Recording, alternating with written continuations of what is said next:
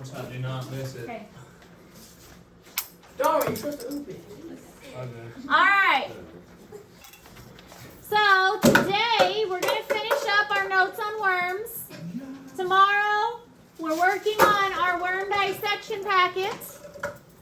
Because on Thursday we are dissecting a worm. Oh, we really? Yes, we are.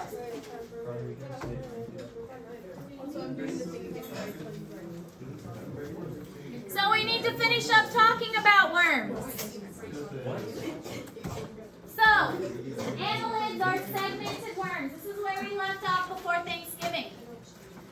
Some annelids can reproduce asexually. So asexually means that they basically break off a piece of themselves and make a copy of themselves. It's like cloning. They can clone themselves. So some of them can reproduce asexually. These are the freshwater oligochaetes. Freshwater oligochaetes can reproduce asexually. Not all of them, but some of them. Most can regenerate from a single segment. When damaged, they can regrow like the tail region. So typically the head region cannot be regenerated, but the tail region can. Many of them are hermaphroditic, which means that they have both male and female parts. So the way you can tell where the head region is, they have a structure that's called the clitellum in the earthworm specifically. The clitellum basically will turn into the egg sac or the cocoon area. It's going to store the eggs, and so whichever area of the earthworm has the clitellum, that's more the head region. When we dissect the worm, you're going to want to look for the clitellum, and that's going to be the area that you focus on during the dissection. So the clitellum is going to form a protective cocoon for the eggs. Once the eggs hatch, they're going to look like baby worms, little tiny baby worms.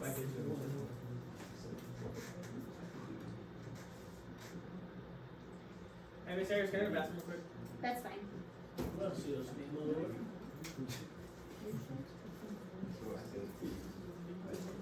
I come with this county connect around the minutes.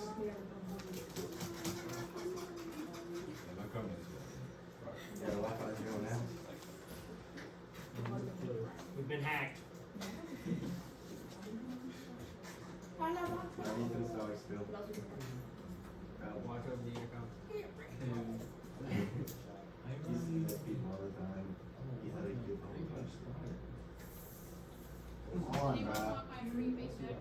Yes. Yes. But I said it first. Piss off, bro. I'll take it. Are you getting McDonald's that too? Who? It expires tomorrow. Alright. Miss Ayers. You on tonight? I didn't. I got work Wasn't tonight. able to Oh, fully yeah, hear get you, it. but you were talking about the Linnaeus's classification system, right? After you jab, What? call Andy. Or the question. What are the eggs? What are the eggs? Levels of classification. Yeah. Like, Oh, yeah. All three. They'll say expired tomorrow. They don't like those.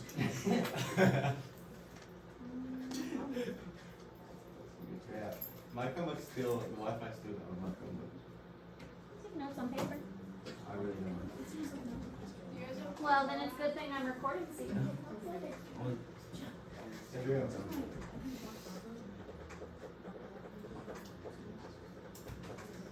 Where do you work? Ventures Incorporated. Adult film industry. Adult films.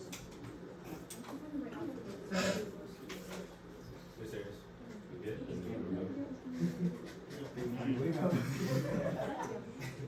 Good here. Your dog food. I gotta do the laundry. Come in with a bag.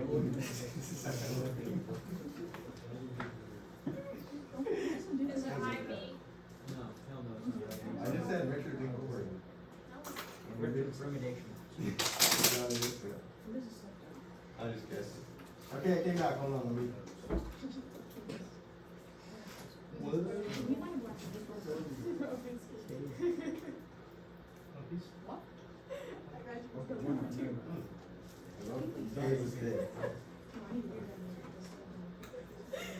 Really bite you. The good one?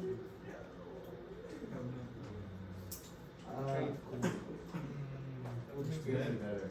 No. Is spearmint? Spearmint, yeah. It's not peppermint. I think peppermint has 5 full shells. 4.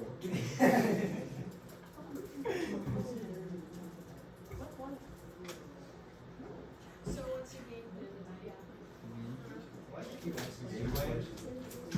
No, how you guys playing it? Come out aggressive. No, I'm here for real. That's all we gotta do. Nate Brand. Just bring my. All right, so this shows how the worms are able to reproduce. They match up their clitellums with the reproductive organs of the other worm. Actually, having both male and female reproductive parts is an advantage because they don't need to find a male or female. They just need to find another worm.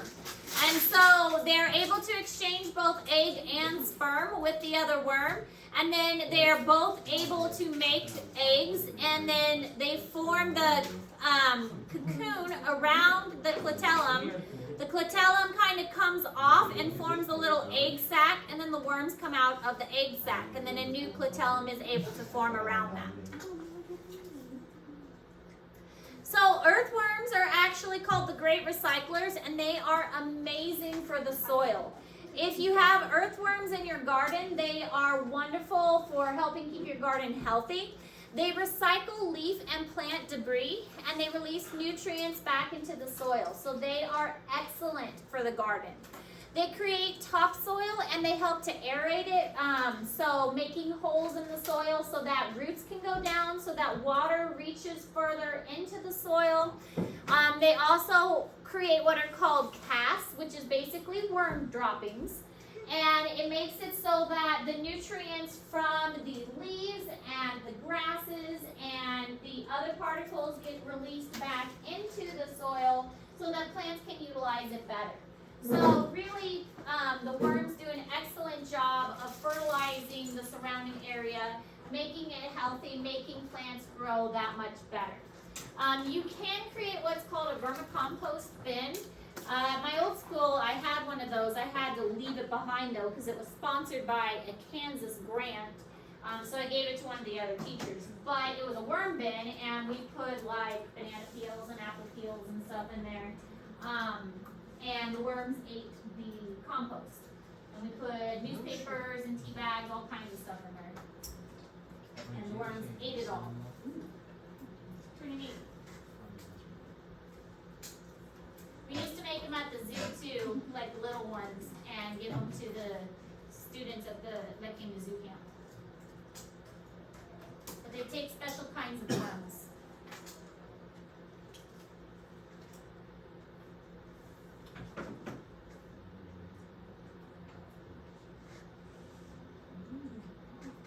Maybe I need a new worm bin. So do you teach zoology at State Fair? This semester at State Fair, I taught 2 biology courses. Next semester, they've asked me to teach conservation biology.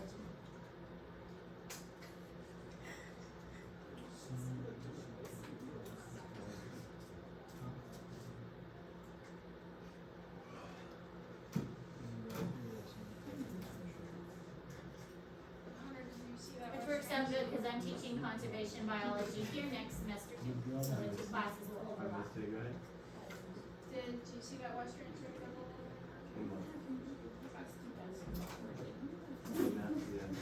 Dwayne reports to you. Y'all rank number 1? How are rankings out? I don't feel like one game. It's like, no, it's like coaches. I think it should be us because we won by like 50. We got some of that point spread. Who did they play against?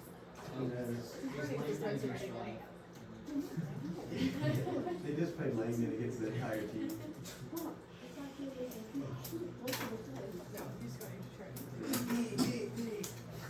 He's not dropping more than 20. Is Marshall any good at that?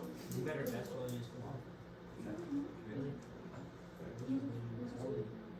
We did last year, remember every time Langdon hits the ball, like, over this dig, smack it out of the finish. Yeah, like, half a second. make news. Yeah. She had like 4%. Someone should go with my pop. There you go. They have outside of it. That's it. The seeds are. But yeah, dude, chase on there. Yeah, plain name, I'll Yeah, well, she's. You see him play in the summer? Oh my god. Yeah, I know. He's fucking It was terrible. He just running like pull up to NBA range. Alright, so obviously you don't have to read all of this, but this is all the different ways that earthworms are important. Aerating the soil, so making holes in the soil so the soil isn't compacted. The holes in the soil also allow the roots to channel down further. The holes also make it so that water can go further down into the soil. The nutrients, they break down the nutrients and recycle it so that the nutrients get into the soil better too. They make it so that the animals can burrow down further into their good food source for other animals. So basically they do a lot to keep the soil healthy. Earthworms are an amazing recycler, keeping our soil really healthy for plants to grow. So here's an example of the casts that the worms leave behind. So this would be basically worm droppings, but really healthy worm droppings. And this shows how a worm would dig down into the soil, and this is some of the cast that is left at the top of the dirt. Alright, so leeches, also in the annelid group. So leeches are very closely related to earthworms. They're in the class Hydrogynia. And these are more of a predator than a parasite. A lot of times they're considered parasites, but they're actually more of a predator because they actively hunt out to eat an animal. And they have two adhesive discs, one on each end, one at the mouth and one toward their rear end. And they secrete an anticoagulant. This prevents the blood from clotting so that they can feed for longer. They will gorge on blood and tissue and increase their body size dramatically. And once they increase their body size, they can actually go without food for long periods of time. So think of like a snake. Once you feed a snake a large mouse, it can fast and go without food for a long period of time. Leeches are the same. So with a leech, they will eat a huge meal, and then once they eat such a big meal, in that video we watched, they can go a very long time without having to eat again.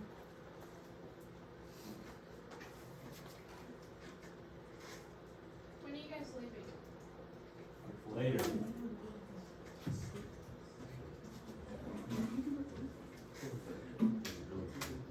Like some girls do, and we're Who are they? We don't know. I just wanted to watch it though. Yeah, dude. I wish you were playing Nah, but that's definitely very cool. Yeah, I know, that's what why would we want to play bad team? You're gonna be chill.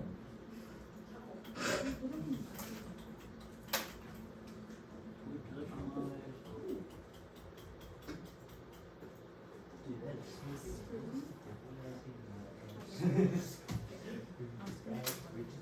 like you with that cone of his. He hasn't recovered from that. Who? Trauma.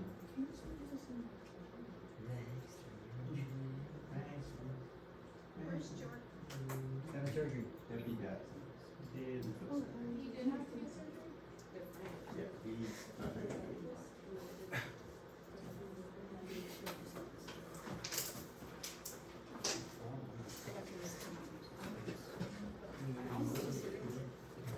Oh, What good did to the doctors speak say to about you? you. Be back next week. I put the thing in here, right? Yes, next credit. Yes. When are you coming back? This one needs to go. You're back after Christmas? Sorry.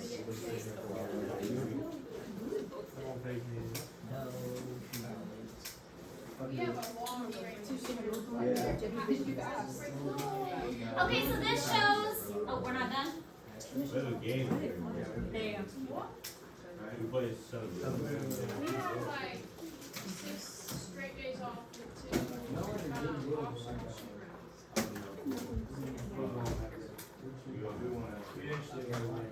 Yeah, we actually want to be better.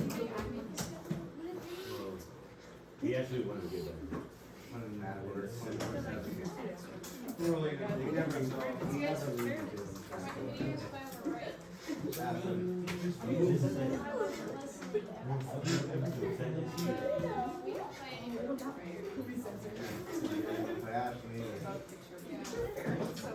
They play all lower. This shows what the leech looks like. You can definitely see the segmentation, which is how it gets the name, the segmented worm. Adhesive disc at one end, the adhesive disc at the other end, and the incisions that it's made to drink the blood.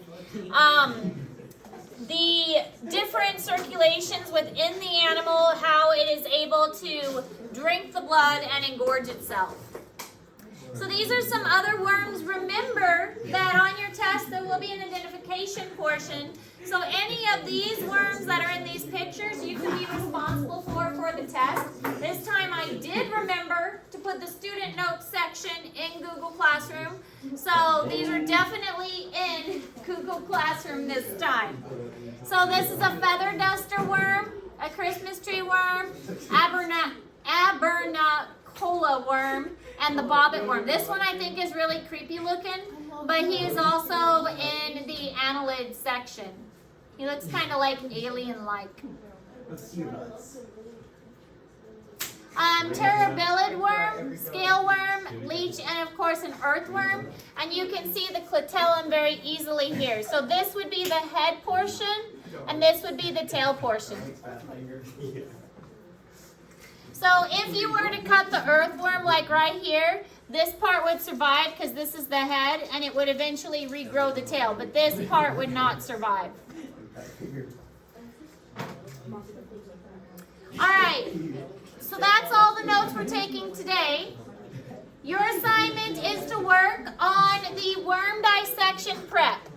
We need to get this worm dissection prep done so we can actually dissect the worm. Are we doing that tomorrow? We are working on it tomorrow as well because the worm dissection is going to take place on Thursday. So worm dissection prep. If you're having trouble with the video, we'll probably watch the video tomorrow as a class. The rest of it, the identifying and the labeling and stuff, you can work on today, and we'll watch the video tomorrow as a class. Questions? Why is it so long? I don't know. That's the way it was. They're always that long. Just wait till we get to the mink. That's so sad. That's going to be even longer I'm leaving this class because the mink is so much more complicated than a worm.